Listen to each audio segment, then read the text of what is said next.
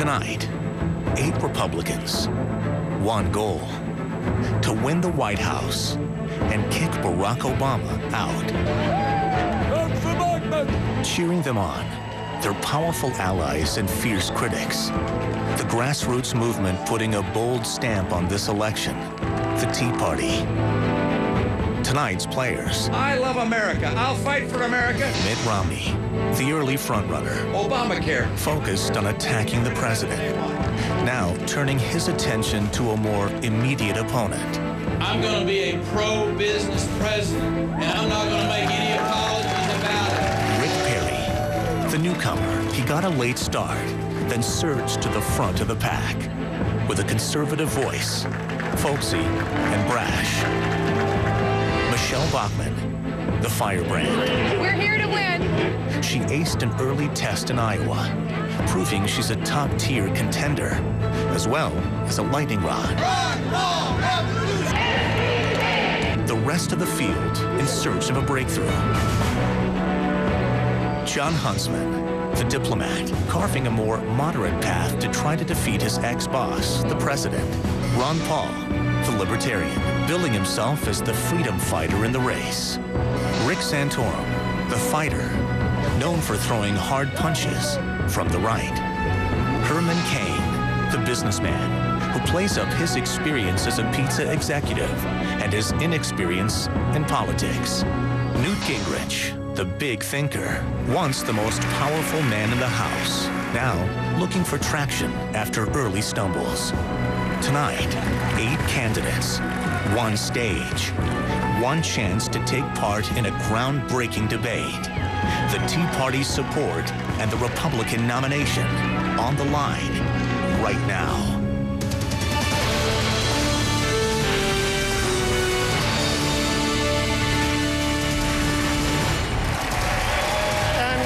To the Florida State Fairgrounds here in Tampa, the site of the first ever Tea Party Republican presidential debate. 1 year from now, right here in Tampa, the Republican National Convention will nominate the Republican candidate for president of the United States. Tonight, 8 contenders will be on this stage to try to convince voters he or she is the best choice to hold the highest office in the country. And joining them inside this hall, Tea Party activists from Florida and across the nation. I'm Wolf Blitzer. I'd like to welcome our viewers in the United States and around the world, including U.S. troops and their families watching overseas. Tonight's debate is airing on CNN, CNN International, CNN Espanol, and the American Forces Network, seen on U.S. military bases in 175 countries and aboard Navy ships at sea around the globe. We also want to welcome our co-sponsors, the Tea Party Express, and more than 100 state and local Tea Party groups from across the United States. Members of the Tea Party movement will play an active role in this debate. We'll take questions from here in Florida, one of the most critical battleground states in the nation.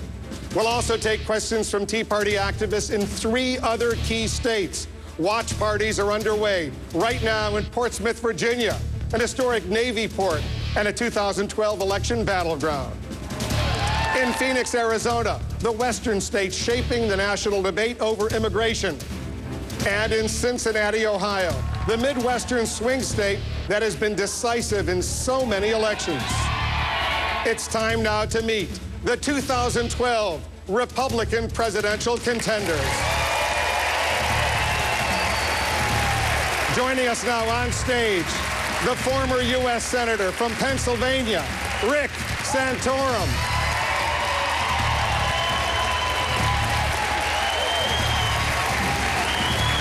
The former Speaker of the House, Newt Gingrich.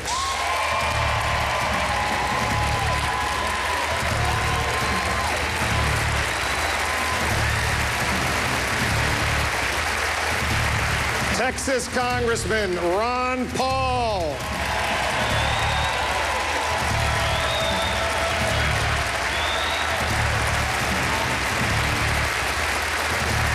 Texas Governor Rick Perry.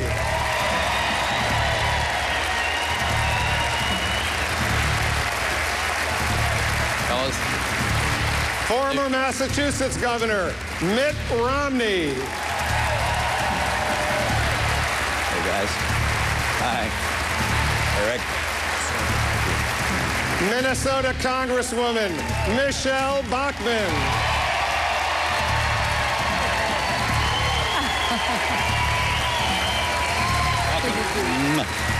The former president and CEO of Godfather's Pizza, Herman Cain.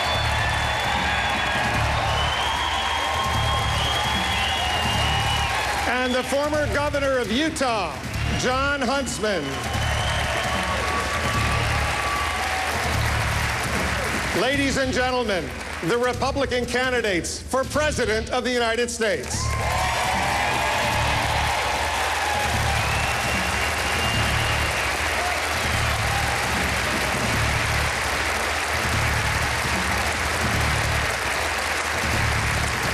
Ladies and gentlemen, please rise now and join recording artist Diana Nagy as she leads us in the national anthem.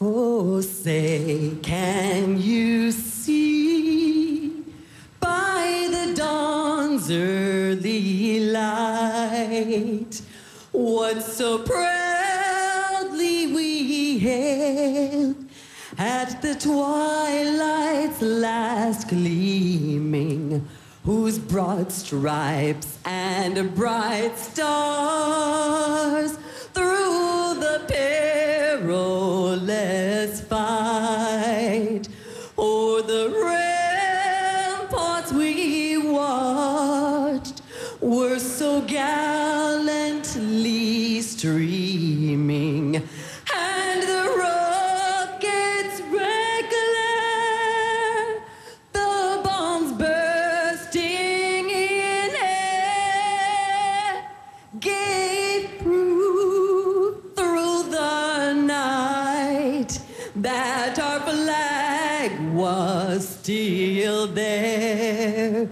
Oh, say, does that star-spangled banner yet wave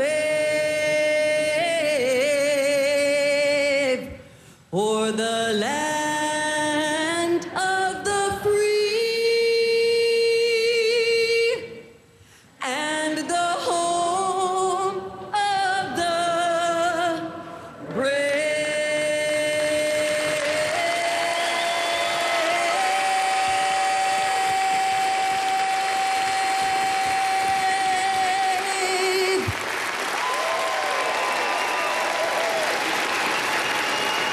Diana Nagy, thanks very, very much.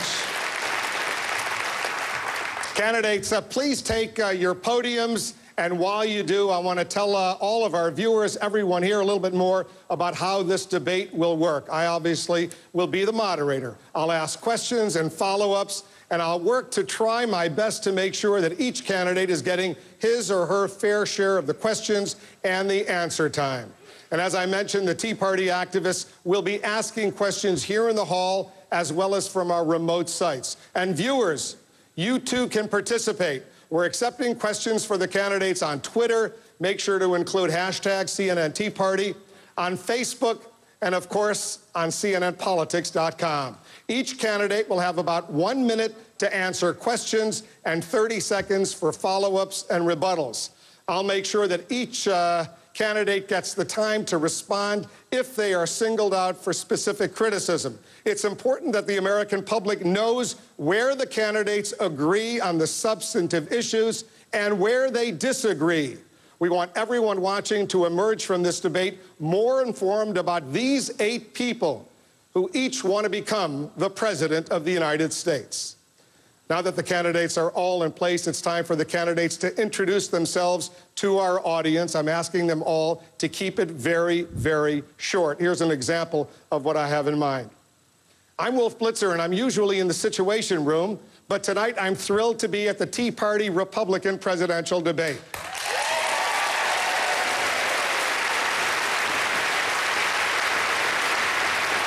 Governor Huntsman, we'll begin with you. Wolf, Delighted to be here. Yesterday, we were reminded how extraordinary this country is when we pull together during a time of need. Today, ladies and gentlemen, we are deeply divided.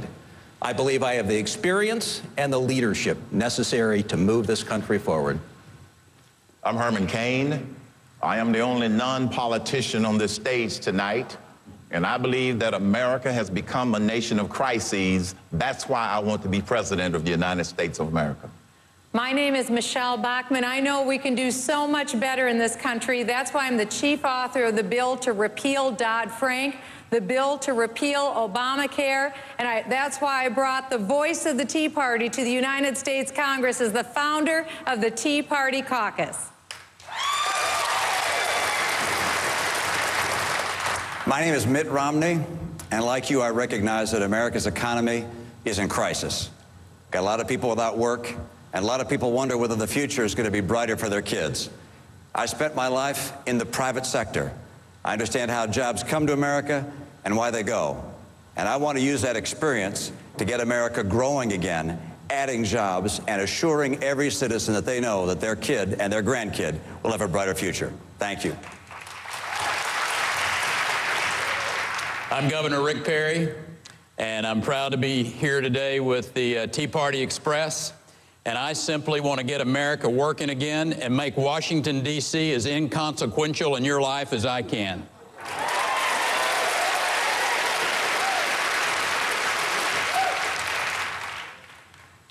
I'm Congressman Ron Paul, a congressman from Texas. I've been in the Congress for 20 years. My goal has always been to promote the cause of liberty and to obey the Constitution. I plan to do that as president as well.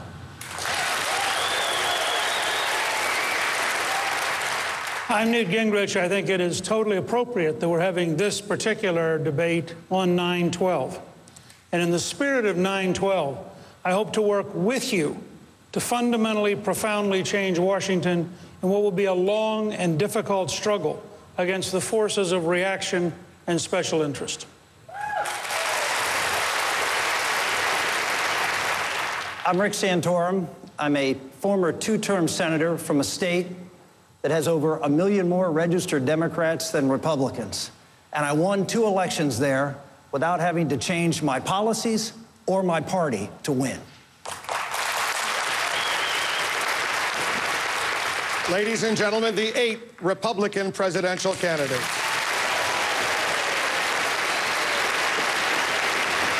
All right, let's start off here in Tampa. We have a Tea Party activist. Please identify yourself and ask your question. First Coast Tea Party, Jacksonville, Florida. My question, how will you convince senior citizens that Social Security and Medicare need to be changed and get their vote? Good question. Let me begin with Michele Bachmann, Congresswoman. How do you do that? How do you go ahead and change, reform Social Security, Medicare, while at the same time getting votes? Well, one thing that we need to let senior citizens know is for those who are currently on the Social Security system, the United States government made a promise to senior citizens, and we have to keep that promise to them.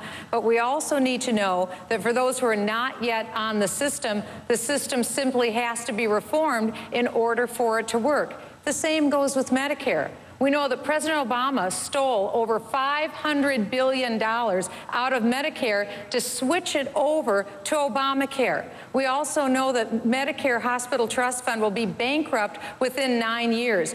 These are programs that need to be saved to serve people, and in their current form, they can't. So we need to have someone who understands these programs, who understands the solutions to these programs. I'm a person that's had feet in the private sector and a foot in the federal government. I've been there long enough to know the problems, but not long enough to become a part of the system. I know what to do, and I have the core of conviction to be able to make the changes that senior citizens can count on.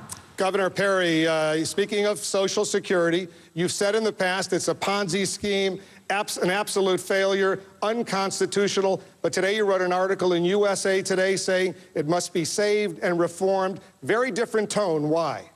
Well, first off, the people who are on Social Security today need to understand something. Slam dunk guaranteed that program is going to be there in place for those individuals that are moving towards being on Social Security. That program is going to be there for them when they arrive there. But the idea that we have not had the courage to stand up and look Americans in the face, young mid-career professionals, or kids that are my children's age, and looked them in the eye and said, listen, this is a broken system. It has been called a Ponzi scheme by many people long before me. But no one's had the courage to stand up and say, here is how we're going to reform it. We're going to transform it for those in those mid-career ages. But we're going to fix it so that our young Americans that are going out into the workforce today will know without a doubt that there were some people who came along that didn't lie to them, that didn't try to go around the edges, and told them the truth. Governor Romney, you've said that Governor Perry's position on Social Security is, quote, unacceptable and could even obliterate the Republican Party. Are you saying he could not, as Republican nominee, beat Barack Obama? No, what I'm saying is that what he just said, I think most people agree with, although the term Ponzi scheme, I think, is over the top and unnecessary and frightful to many people. But the real issue is that in writing his book, Governor Perry pointed out that in his view, that Social Security is unconstitutional, that this is not something the federal government ought to be involved in, that instead it should be given back to the states. And I think that view, and the view that somehow Social Security has been forced on us over the past 70 years, that by any measure, again, quoting from his book, by any measure, Social Security has been a failure. This is after 70 years of tens of millions of people relying on Social Security. That's a very different matter. So the financing of Social Security, we've all talked about at great length. In the last campaign, 4 years around, John McCain said it was bankrupt. I put in my book a series of proposals as to how to get it on sound financial footing so that our kids can count on it, not just our current seniors. But the real question is, does Governor Perry continue to believe that Social Security should not be a federal program, that it's unconstitutional, and it should be returned to the states, or is he going to retreat from that view? Let's let Governor Perry respond. You have 30 seconds. If what you're trying to say is that back in the 30s and the 40s that the federal government made all the right decisions, I disagree with you. And it's time for us to get back to the Constitution and a program that's been there 70 or 80 years. Obviously, we're not going to take that program away. But for people to stand up and support what they did in the 30s or what they're doing in the 2010s is not appropriate for America. But the question is, do you still believe that Social Security should be ended as a federal program, as you did 6 months ago when your book came out, and returned to the states? Or do you want to retreat from that? I think we ought to have a conversation. We're having that right now, Governor. Yes, sir. If you'll let me we're finish, running for president. I'll finish this conversation. But the issue is, are there ways to move the states into Social Security for state employees or for retirees? We did it in the state of Texas back in the 1980s. I think those types of thoughtful conversations with America, rather than trying to scare seniors like you're doing and other people, it's time to have a legitimate conversation in this country about how to fix that program where that's not bankrupt and our children actually know that there's going to be a retirement program there for them. Yeah, Governor, the term Ponzi scheme is what scared seniors, number one. And number two, suggesting that Social Security should no longer be a federal program and return to the states and unconstitutional is likewise frightening. Look, there are a lot of very bright people who agree with you. And that's your view. I happen to have a different one. I think that Social Security is an essential program, that we should change the way we're funding it to make sure. Criminal. You said if people did it in the private sector, it would be called criminal. That's in your book. Yeah, what I said was.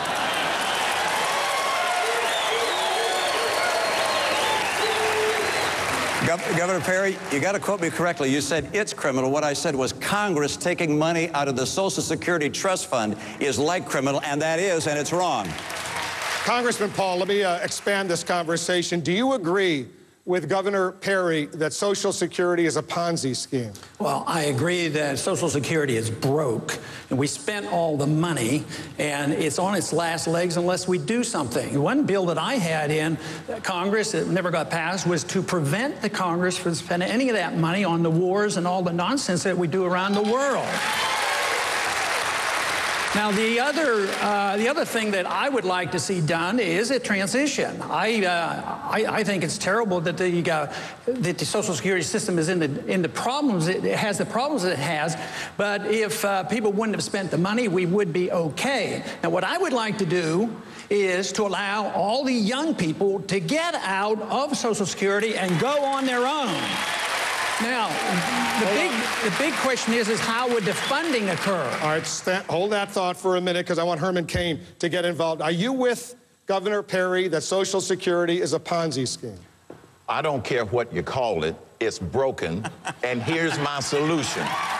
Start with optional personal retirement accounts. In 1981, the Galveston County employees, they opted out because that was a very short window of opportunity. They took it. Today, when people retire in Galveston County, Texas, they retire making at least 50% more than they would ever get out of Social Security. Secondly, allow younger workers to have personal retirement accounts as an option. Now, to answer this gentleman's question, current seniors will not be affected. It's to give the option to the younger workers. The Galveston County model worked, and it also worked in the small country of Chile. Instead of giving it to the states, let's give it back to the workers. That's what personal retirement accounts would do. Governor Huntsman, when it comes to reforming Social Security, is anything from your perspective off the table? I don't think anything should be off the table, except maybe some of the drama that's playing out here on this floor today. I mean, to hear these two go at it over here, it's almost incredible. You've got Governor Romney, who called it a fraud in his book, No Apology. I don't know if that was written by Kurt Cobain or not. And then you've got Governor Perry, who's calling this a Ponzi scheme. All I know, Wolf, is that we're frightening the American people who just want solutions. And this party isn't going to win in 2012 unless we get our act together and fix the problem. We all know that we've got entitlement problems, we've got Medicare, we've got Social Security. The fixes are there. I mean, the Ryan Plan is there, for heaven's sake. We've got the answers. We don't have leadership. That's the problem. Speaker Gingrich, would you raise the retirement age for Social Security recipients? No, not necessarily. But let me start with, I'm not particularly worried about Governor Perry and Governor Romney frightening the American people when President Obama scares them every single day. This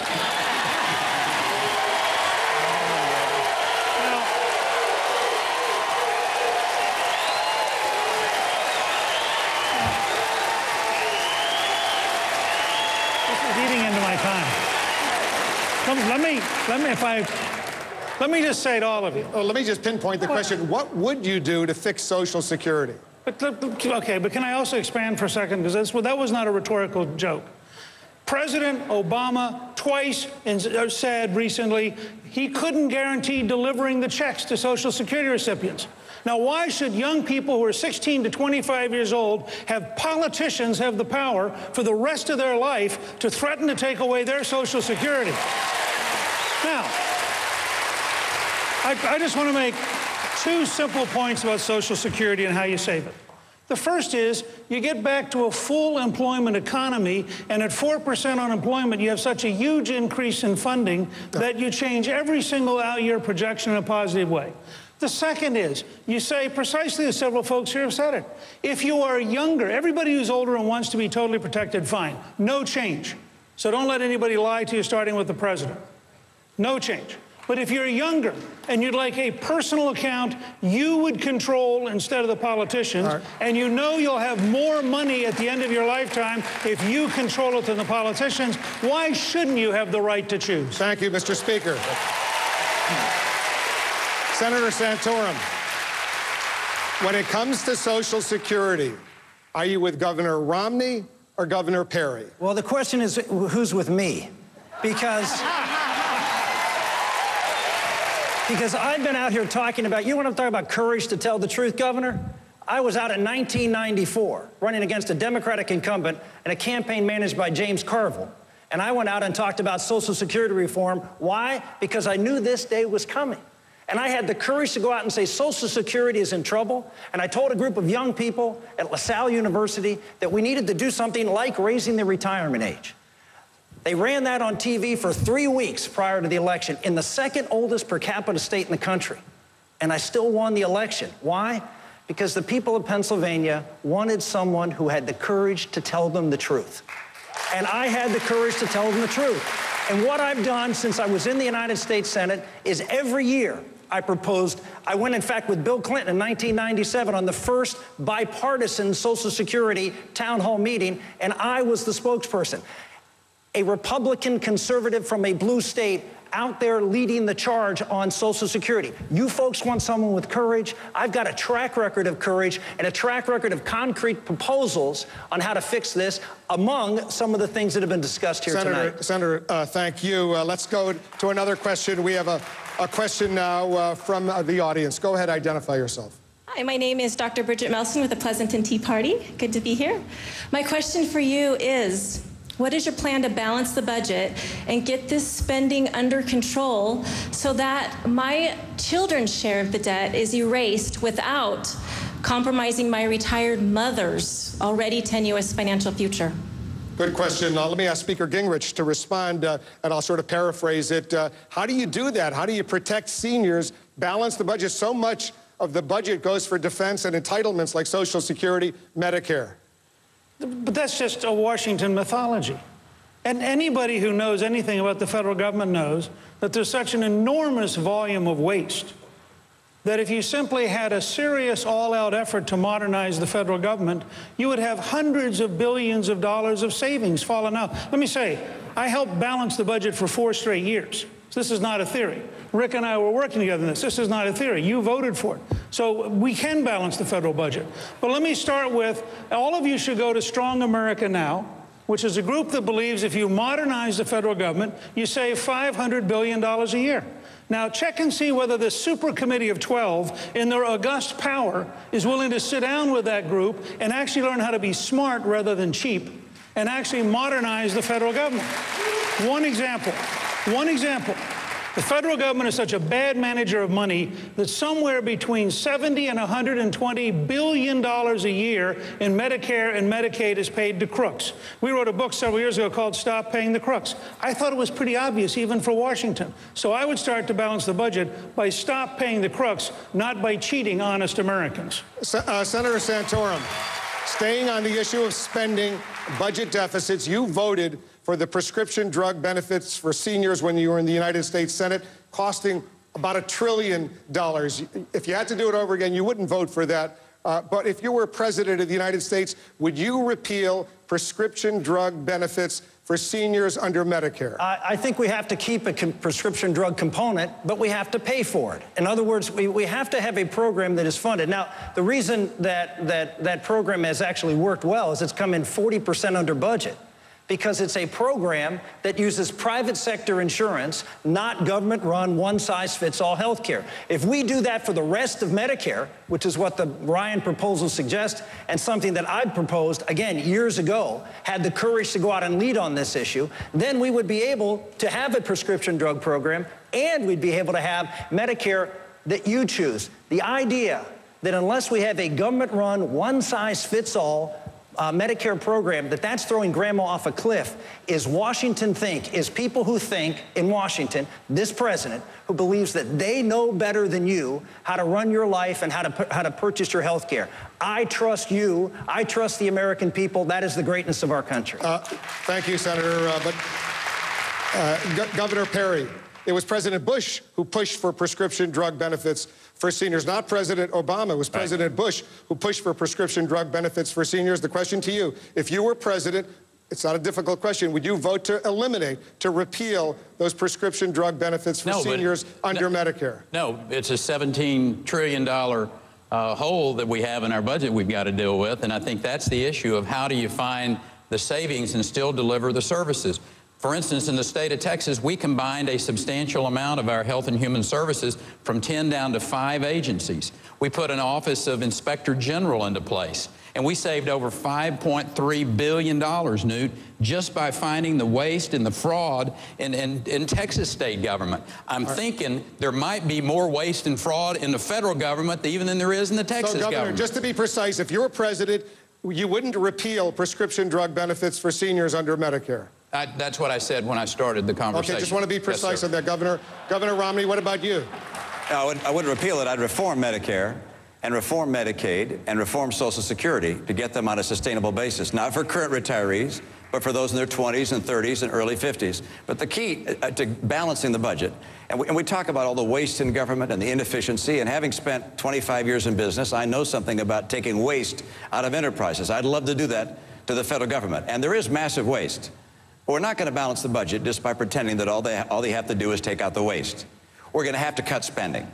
And I'm in favor of cutting spending, capping federal spending as a percentage of GDP at 20% or less, and having a balanced budget amendment. That's essential to rein in the scale of the federal government.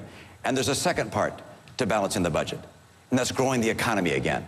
And that's why I laid out a plan to restructure the foundation of America's economy to start creating jobs again, so people are paying taxes, businesses are paying taxes, not because we're raising the rates, but because we're growing the economy.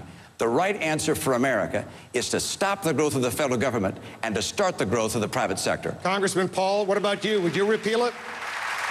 Well, we shouldn't have never started it. I voted against it, but that sure wouldn't be on my high list. I would find a lot of cuts, a lot of other places. Matter of fact, on Social Security, it is already being reformed because the cost of living increases aren't there, so the value is going down.